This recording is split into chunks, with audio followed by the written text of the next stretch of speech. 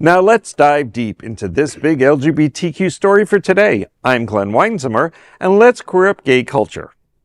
Grindr launches AI that understands queer sexy talk. Grindr is stepping boldly into the future of queer digital connection. The company recently unveiled a sweeping artificial intelligence strategy designed to understand the way LGBTQ people actually talk. Sexy, flirty, playful, language and all. The platform, called GAI, is built in 3 layers. Foundational models come from OpenAI and Anthropic. Grindr then adds in its own architecture shaped by years of unique behavioral and conversational data. Finally, an application layer turns that technology into features for its nearly 15 million monthly active users across 190 countries and territories.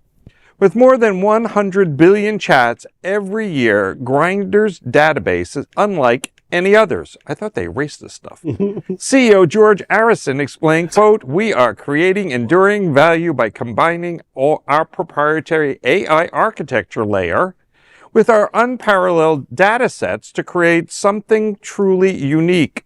No question about it," end quote. One of the most anticipated abilities of the rollout is context. The system will be able to tell the difference between consensual, sexy banter and harmful behavior. It will also help with AI-powered message assistance, enhancing safety tools and smarter content moderation. Importantly, all of these features are opt-in and require explicit consent from users. Arison emphasized, quote, "The goal is to make Grindr more appealing overall, driving more paid subscriptions or justifying higher prices," end quote. Among the first tools are Wingman, an AI dating assistant that helps craft personalized messages, a, quote, "discover tab," to meet people outside your immediate area, and Insights, which predicts connections based on behavioral instead of just profile details. Community advocates say this focus on queer slang and sex-positive communication is long overdue. I don't know who those experts are, but there are so many things wrong with this. I mean, because I have a thing for some of this AI anyway. You're on a sex app, sex app. We're following. Thank you. Sex app. And I don't think it's hard enough to tell if people are scamming you to begin with on these apps, if I had ever been on one. And then here you are, someone else is writing your script, and yet you're supposed to be more authentic because someone else can read what you're thinking and describe you to someone else in a way that's going to connect the two of you. And then there's these other issues like ethical and social downsides, individual emotions being ignored, the loss of jobs in any field because of some of this AI stuff, an over-reliance on skills. Pimps are going to go hungry. Pimps are going to go hungry. Like unparalleled data sets of years of research. I said, what? I know. Excuse me? Like the words, it's insane what they wrote there. So anyway, I'm just like totally think this is horseshit. And I don't see... Well, how long has it been around? How long has Grindr been around? I'd have to Google that. I would think at least 15 years, at least. You have to ask at least. ChatGPT. To me, it's like, I mean, Megan was a movie about a robot. I mean, before Megan, there was Terminator. I mean, we know what happens with these things. I mean, I wouldn't trust an AI assistant. There are people who are, I don't have ChatGPT, but there are people who are mistaking ChatGPT bots for real Kendall Jenners and random actors and actresses, and they're telling them addresses to go meet them at, and then these people are winding up missing or dead. It's a real life horror movie. And so I don't understand. Really, to be fair. Yeah. I mean, just like even the information that we're getting from the government and from other places that whatever this is just called, I can't remember what we're talking about. AI generated. I mean, like false narratives that we're told are truth. This is just an extension of that, and like if someone's looking for a job right now and you go to GPT, again, these words, whatever, all these acronyms, but how can you find a job? Every resume is the same. Super post acronyms. Yeah. Yeah. Yes. Right. Yeah. I mean, your resume looks like everyone else. How do you stand out? LLP. You don't. Yeah. And so when someone goes, "Oh, I just send in these resumes and I can't find a job," no shit, Sherlock. Like you got to go out there and sell your personality.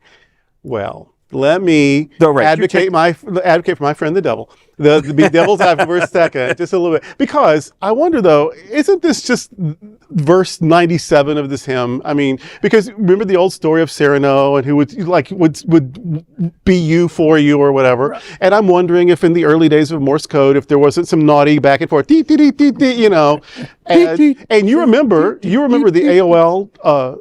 Chat. Oh yeah. Oh, I remember. But not even that. Just like you could live with a person on AOL and all the misspelling, fick me. I mean, it was because you were doing it with one hand. Right. So there was. This. I just feel like the other hand. I just feel like this is all. This is just another. It's an evolution. Well, I mean, it is. It's like I also feel 100 years old because I met my husband the old-fashioned way in theology school. But so I don't even know how to do any of this. I was praying on your knees. Well, before the chat rooms, I met my husband in real life. Hello. But like, think about this is part of the evolution. Yes, it is. But there's a point where you're no longer a person is where the problem comes in. And it started just like when I was in elementary school and we got a calculator. Like I asked my niece and my nephew, like, what is 12 times 12? And they need a calculator. Yeah, but and I'm like, you're not thinking, you're not using your brain to its on the technology right there. But sorry, I don't want to interrupt you. I was just going to say, if you're already paying for something like this, and the goal is get laid. I want to get laid, or you're not necessarily, and I'm going to get in trouble for this, but I don't think you're on Grindr looking for the love of your life. Correct me if I'm wrong. Maybe some people do, but maybe now this will make it easier to filter out if you're there to hook up and if you're there to make is there a site where people go to find the love of their life? Well, that and does that even exist? I mean, it used to be rentmen.com. I don't know if that's still a thing. Now it's Rent Massage. That was the one that I think they got in trouble. I think they got shut down for a minute. Yeah, that was the one that I remember. Oh no, those were boys that got in trouble. But there's also this commercial angle of it too. 15 million people paying whatever it is they're paying. 190 countries. I mean, that is that. So I want to start my own collar chasers, maybe. I'm just a fraction of that, right? And we could have our own little symbol, and we could call it the pecker checker, or whatever. We should. I think there's a way. I'm an official collar. I think Jesus should get in on this. Like a little. I wish I had a collar stay. Measuring tool on the It's a ruler. It's a collar. Right. Yes. I think it's are not 6 inches. I weirdly think it's the beginning of the end of Grindr. That's kind of what I feel like. It's going to go into a place of just being too expensive or something. when kind of like P-Town a little bit. They've kind of like overpriced some of our favorite queer vacation spots. Yes. Key so West. I feel like that could happen with Grindr, and I love Pete. I don't want to get into that. That's a whole nother night. But yes. Everyone understood that. Don't worry. Right. Yes. That is a big LGBTQ story for today. There is no other queer nonprofit media platform like this in the entire world. Support our LGBTQ stories by subscribing to and sharing Queer News Tonight.